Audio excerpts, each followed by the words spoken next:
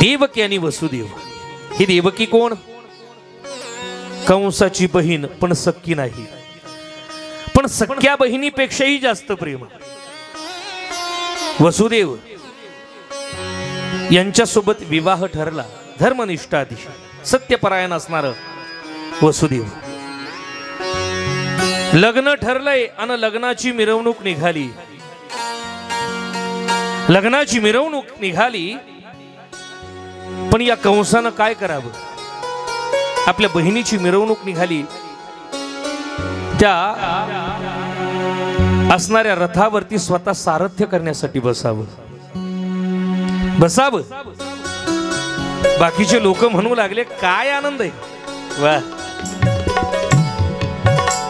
लग्न समारंभ पार, किती भव्य दिव्य स्वरूपात पडणार ही तर मिरवणूक, एवढी रोषणाई केलेली आणि सारथ्य स्वतः कंस करतोय। बाकीचे लोक म्हटले, जाऊ दे, आपला राजा किती का वाईट असे ना, पण बहिणीवरती केवढी माया आहे।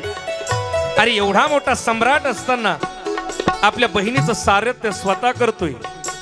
मिरवणूक चालली आणि त्याच वेळेस अचानक काय घडलं? आकाशवाणी झाली, हे कंसा ऐक, जिच्या लग्नाची मिरवणूक एवढ्या भव्य दिव्य स्वरूपामध्ये तू काढतोय ना, कंसा ऐक, हिचाच आठवा तुझा कर्दन काळ होणार, कर्दन काळ होणार, कर्दन काळ होणार। आकाशवाणी झाली। कंसानं विचार केला, हिचा आठवा मला मारणार, नीलाच ठेवणार नाही। एका झटक्यामध्ये माया बदलली। काही काही भावांना असं वाटतं, माझ्या बहिणीचं माझ्यावर लई प्रेम आहे, लई प्रेम आहे, माझी बहीण म्हणजे माझा जीव की प्राण आहे। पण जेव्हा खाते फोड करायची वेळ आली, वाटणे आला का मग बहिणीचं खरं रूप दिसत आपल्याला। मग आपण म्हणत नाही, वेड्या बहिणीची वेडी ही माया,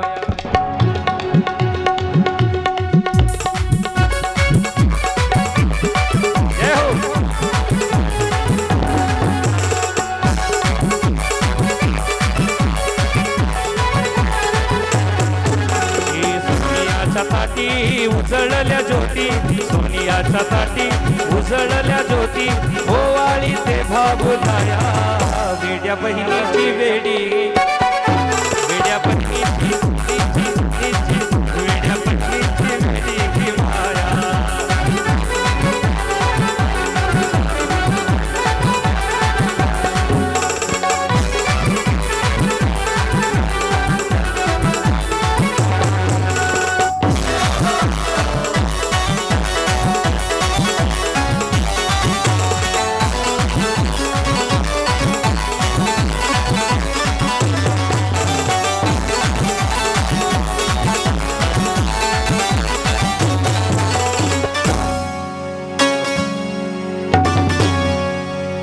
हे गाणं फार गोडी, वेड्या बहिणीची वेडी ही माया। मी थोडा वेगळा पॅटर्न काढलाय, जसं त्या दिवशी मी म्हणालो, काही लोकांना फार आवडलं, खरा तो एकची धर्म जगाला प्रेम अर्पावे, अजिबात नाही, जगाचे बांध कोरावे, पावड्यानं कोरावे नाही तर खुरप्यानं कोरावे। हा तसं वेड्या बहिणीची वेडी ही माया। आणि खाते फोडायला आले, जेव्हा प्रॉपर्टीची वाटणी चालू असली का मग तोच भाऊ म्हणतो, वेड्या नाही भामट्या बहिणीची वेडी ही। हा ऐका, आकाशवाणी झाली, हिचा आठवा तुझा कर्दन काळ होईल। ज्याच्या हातामध्ये आपल्या बहिणीच्या रथाचं सारथ्य होतं, त्यानं त्याच बहिणीचे केस धरले केस, आणि कंसानं म्हणावं, असणाऱ्या वसुदेवानं म्हणावं, कंसा ऐक, अरे स्त्री हत्येचं पातक तू माथी लावून घेऊ नको, हिचा आठवा तुला मारणार आहे ना, आठवा मारणार आहे ना, हिच्यापासून तर तुला काही धोका नाही ना. ज्या ज्या वेळेस हिला मूल होईल त्यावेळेस मी ती तुला आणून देईल, पण हिला सोड. आणि कंसाचा वसुदेवांवरती विश्वास होता. चांगले मित्र होते दोघे, सत्यपरायण असणारे वसुदेव. त्यांच्यावरती विश्वास ठेवला, पण काय केलं? कारागृहामध्ये दामलं, जेलमध्ये, सेंट्रल. आणि काही दिवसानंतर माझ्या देवकी मातेला गर्भधारणा झाली. दिवस भरत आली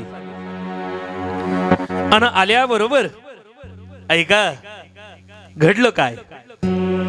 ज्याप्रमाणे शब्द दिलाय त्याप्रमाणे वसुदेवानं ते मूल घ्यावं. पहिलं मूल झाल्याबरोबर देवकी मातेनं रडावं, का माझ्या मुलाला देत आहे? अरे अरे अरे त्याला हे विश्व पाहू द्या. रडते माझी देवकी माता, माझ्या बाळाला का मारताय? अरे या निष्पाप बाळानं तुमचा काय अपराध केलाय? नका मारू त्याला. पण वसुदेवानं म्हणावं, बघ अगं मी शब्द दिलाय, मी शब्द दिलाय, तो मला पाळणं गरजेचं आहे. देवकी मातेनं हंबरडा फोडावा, नका ना नेऊ. काहीतरी कारण सांगा ना, का नेताय तुम्ही? देवकी मातेनं रडावं, पण वसुदेवानं ते ऐकू नाही. घेऊन जावं. ज्यावेळेस त्या कंसानं त्या परमात्म्याचं ते स्वरूप पाहिलं, अंतकरणामध्ये प्रेम दाटून आलं. आणि त्या कंसानं सुद्धा विचार केला, अरे एवढंच बाळ माझं काय बिघडवणार आहे? याला मारून मी का पातक माझ्या माथी घेऊ सांगा? का? महाराज भगवंताचाच अवतार आहे तो. त्याचं रूप किती गोडी. राजस सुकुमार मदनाचा पुतळा, राजस सुकुमार. इतकं गोड ते स्वरूप पाहिल्याबरोबर तो कंस, एखादं लहान मूल पाहिल्यानंतर आपल्याला सुद्धा किती हवं हवंसं वाटतं. त्याला उचलून घ्यावंसं वाटतं, त्याचे 2-4 पापी घ्यावीशी वाटतात. कंसानं वसुदेवाला म्हणावं, घेऊन जा, यानं माझा काही अपराध केलेला नाही. वसुदेवजी घेऊन गेली. आणि काही काळानंतर भजन करत एक ऋषी आले. नारायण नारायण श्रीमन नारायण नारायण नारायण. काळी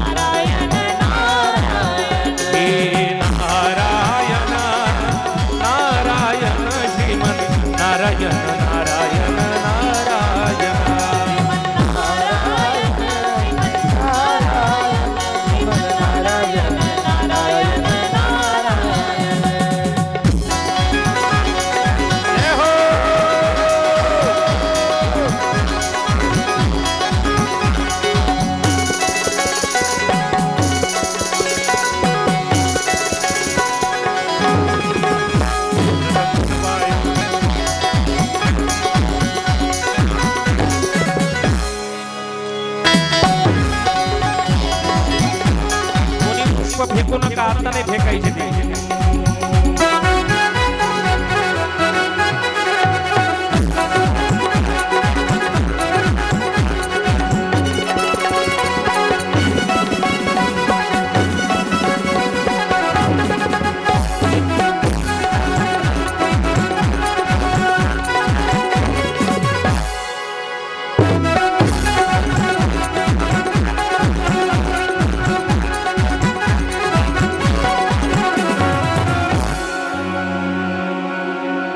देवर्षींनी यावं, नारद मुनींनी यावं. नारायण नारायण श्रीमन नारायण नारायण नारायण.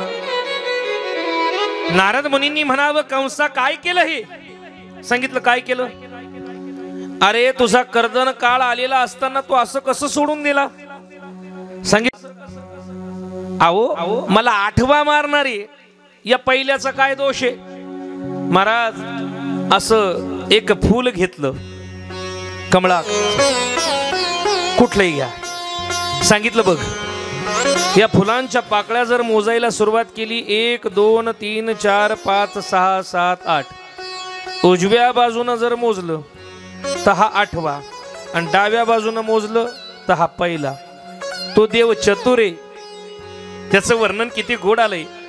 हा चतुरा तो शिरोमणी गुण लावण्याची खाणी.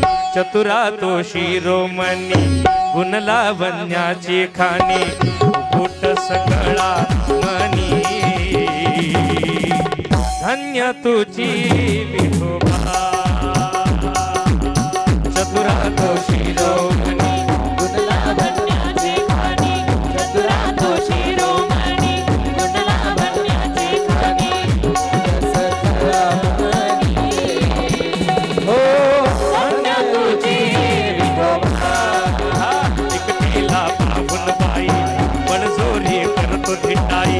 एकटीला पाहून बाई बळजोरी करतो धिटाई. घरामध्ये बसतो खुशा येशू दे तुझा आनंद. चतुरा तो शिरोमणी गुण लावण्याची खाणी. चतुरा तो शिरोमणी गुण लावण्याची खाणी. फुट सकळा हो धन्य तुझी विठोबा.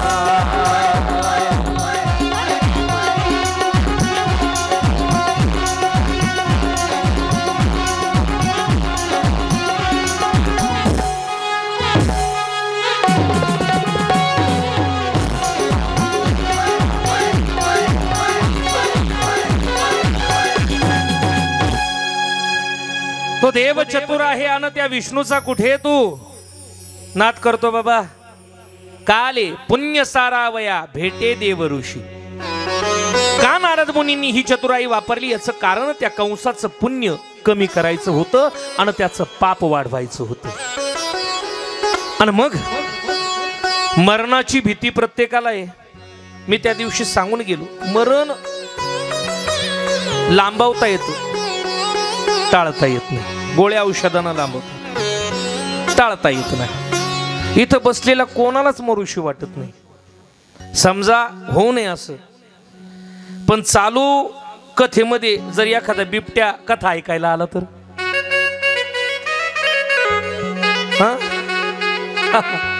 तुम्ही तुमचं पाल, तुम्ही अजिबात विचार करणार नाही. आपल्यापेक्षा बाबाची डेरी मोठी, बाबाला पळता येतो का नाही, एवढे लांबून आलाय बाबा. घरी त्याच्या बायका पोरं वाट पाहत असतील. त्याला पहिलं सांभाळा, कुठेतरी सुरक्षित जागेत ठेवा. मी काही नाही, इकडून असा उडी मारून मागे लपेल. मला सांगा ना, कोणाला मरण हवंय? अजिबात नाही. मरणाची भीती प्रत्येकाला आहे महाराज, कोणाला मरण नकोय हो. आणि मग कंसानं काय करावं? जावं त्या देवकी मातेच्या हातातून ते हिसकावून घ्यावं आणि गर गर गर गर गर गर फिरवावं आणि जोरात आपटावं. एक नाही 6 मारी ती दुराचारी. 6 मारली बाबा, त्यानं मारली. एक योग मायेनं रोहिणीच्या गर्भामध्ये त्या ठिकाणी घेऊन जावा. आता आठवा. का आठवा? वेळोवेळी आठवा. मी सांगून गेलो, कंसानं रावणानं वैर भक्ती केली म्हणजे काय?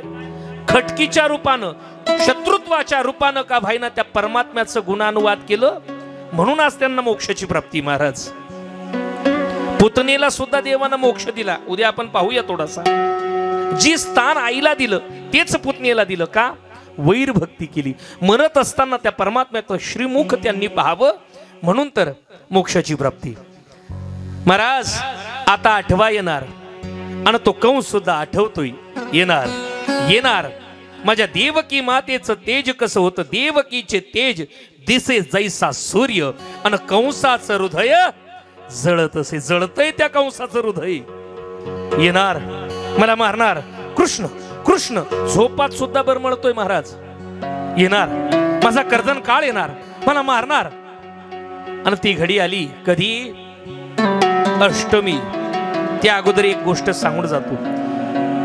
गाथा नवनीत या ग्रंथामध्ये भगवान परमात्म्यानं अवतार घेतली, त्याची फार कारण मीमांसा गोड सांगितली. भगवान परमात्मा रात्रीच का आली?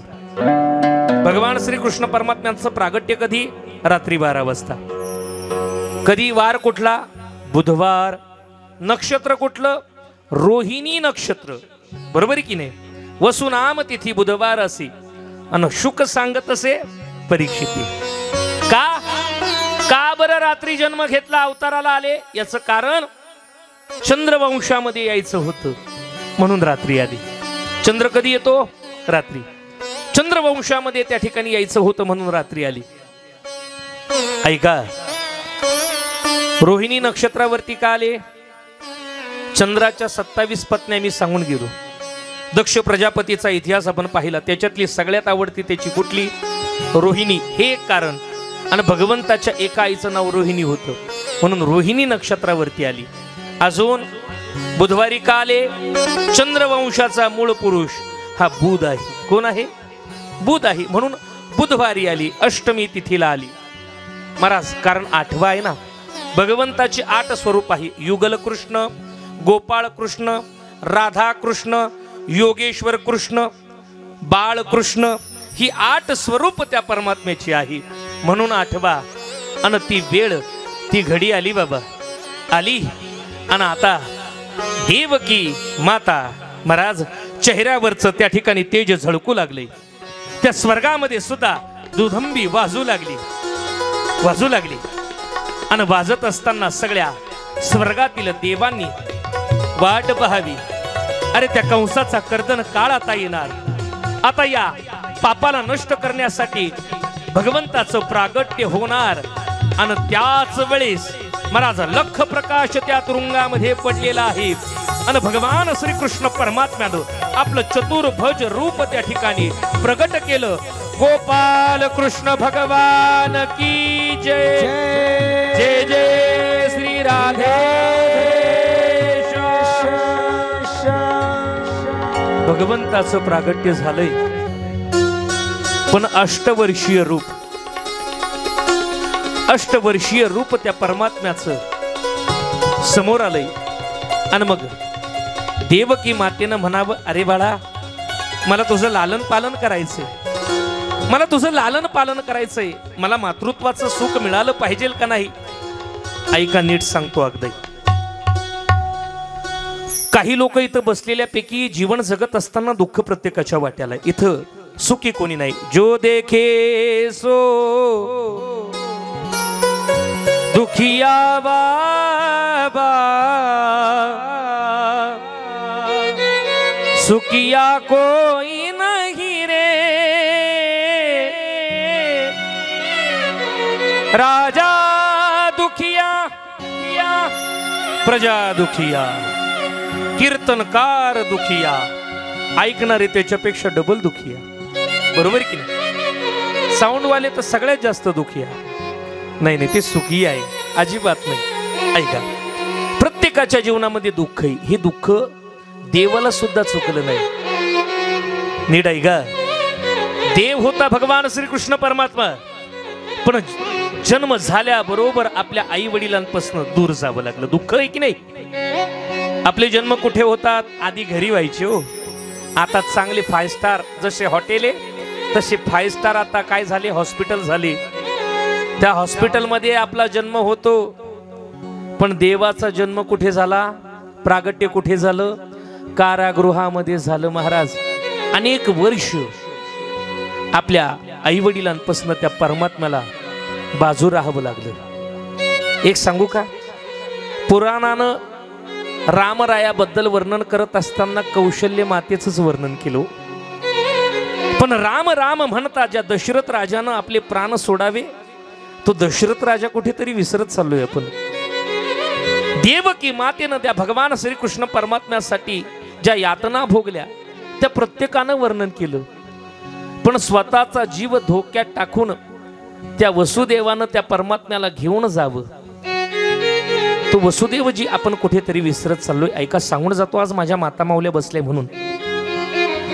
अगदी अल्प वेळ माझ्याकडे आहे. जीवन जगत असताना आपल्यावरती खरं प्रेम करणारी दोन व्यक्ती असतात, एक आपली आई आणि एक आपला बाप.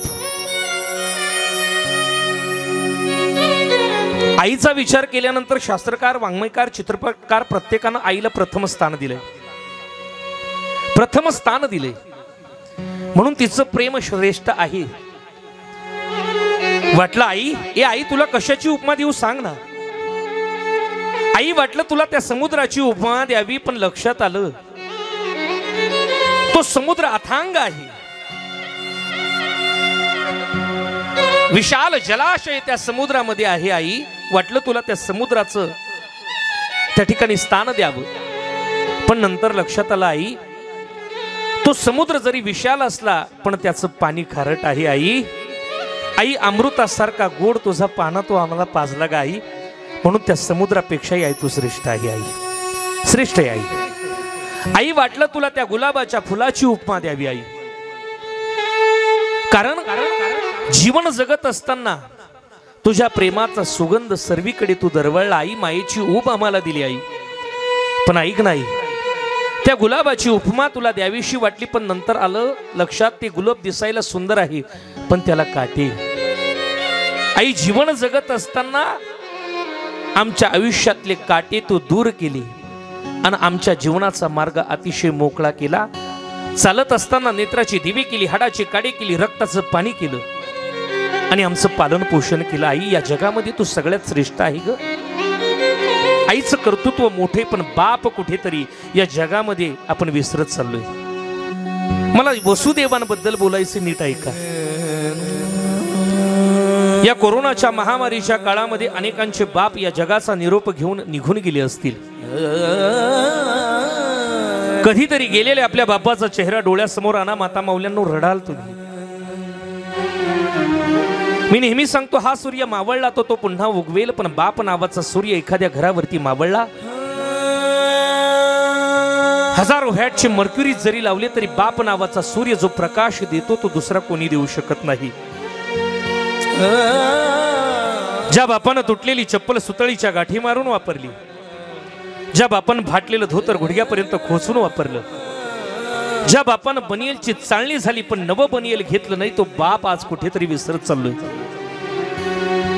त्या बापाला कधी रडू येत नाही बाबा. कधी रडतो तो? हजारो संकट आल्यानंतर फुटबॉल लातळावा तसा तो लातळतो, पण तो रडतो कधी? कधीतरी आपल्या बापाचा, कष्ट करणाऱ्या बापाचा चेहरा डोळ्यासमोर आणा. अरे त्या बापाच्या एकुलत्या एका मुलीचं लग्न ठरावं बाबा. त्या मुलीनं लग्न मंडपामध्ये नवा शृंगार करून मिरवावं. सगळ्यांनी नवे कपडे घातलेले, पण बाप मात्र येणाऱ्या पाहुण्यांची त्या ठिकाणी काळजी घेतोय. अरे नवे कपडे घालायला सुद्धा त्याच्याकडे वेळ नाही. त्या बापानं विचार केला, अरे एवढी होती माझी छकुली, एवढी होती माझी सोनुली, तळ हाताच्या फोडाप्रमाणे जपलं, आज मला परकी होणार, आज मला सोडून जाणार, कोण माझी काळजी घेणार? अरे कोण मला विचारणार, दादा तुम्ही जेवलात का, दादा तुम्ही गोळ्या घेतल्यात का, कोण मला विचारणार? अरे लग्न मंडपाच्या एखाद्या खांबाजवळ जावं आणि आपल्या गंगा जमुनांना वाट मोकळी करून द्यावी त्या बापाला. ती मुलगी प्रत्येकाच्या हातावरती साखर देत देत आपल्या बापाजवळ येते. रडणाऱ्या त्या बापाकडे पाहते, अंतकरण दाटून येते, धावत जाते आणि आपल्या बापाला घट्ट मिठी मारते. अरे जायकवाडी धरणाचे जसे दरवाजे उघडावे तसे त्या बापानं धाय मोकळून रडावे. हजारो संकट आले तरी तो बाप कधीच रडत नाही बाबा. पण आज सर्वस्व असणारी त्याची मुलगी ज्यावेळेस जाते ना, रडतोय तो. ऐका, त्या वसुदेवजींनी सुद्धा महाराज आपल्या प्राणाचा विचार न करता परमात्म्यानं सांगितलं काय, मी लहान होतो पण मला इथे ठेवू नका, मला कुठे न्या, कुठे न्या मला, तर महाराज मला इथे ठेवू नका मग न्या घराला जय हो घराला गोकुळाला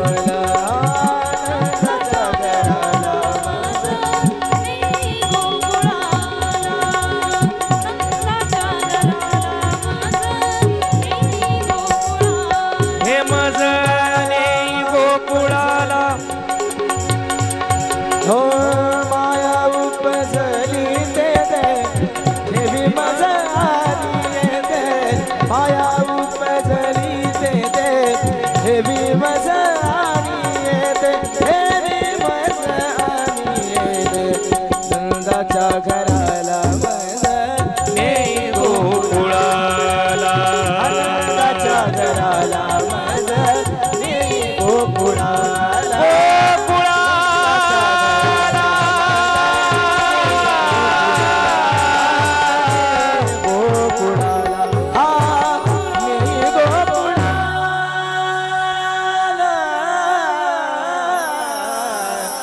मला इथे ठेवू नका, मला कुठे न्या, नंदाच्या घराला मज नेई गोकुळाला.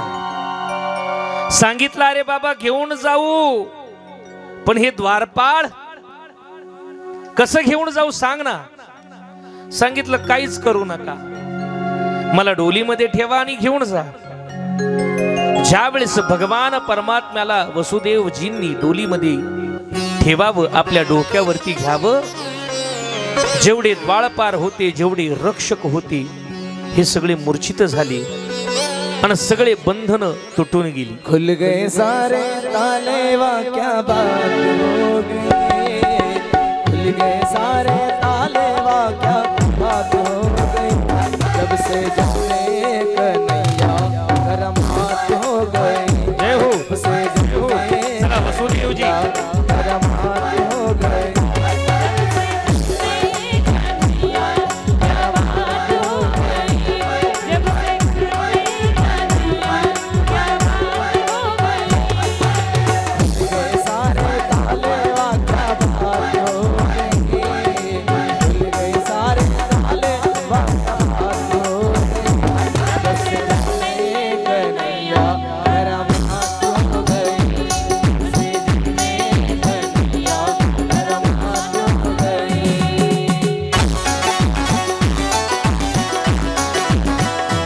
टाळ्यांच्या गजरामध्ये या ठिकाणी परमात्म्याचे आगमन होते. टाळी वाजवायची प्रत्येकानं.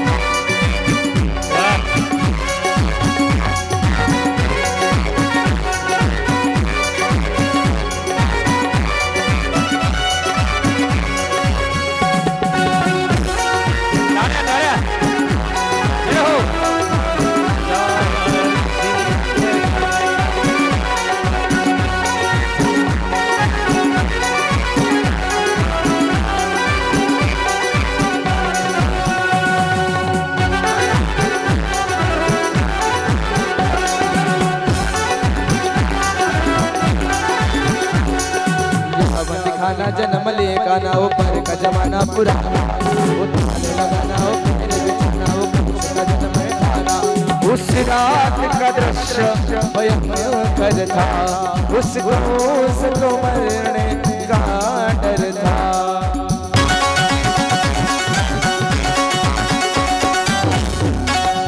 बादल छायो मनाए बरसात हो गई जय हो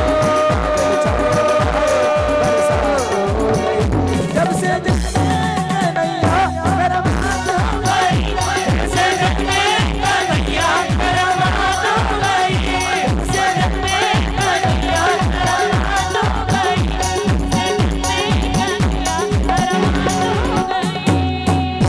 गोपाल कृष्ण भगवान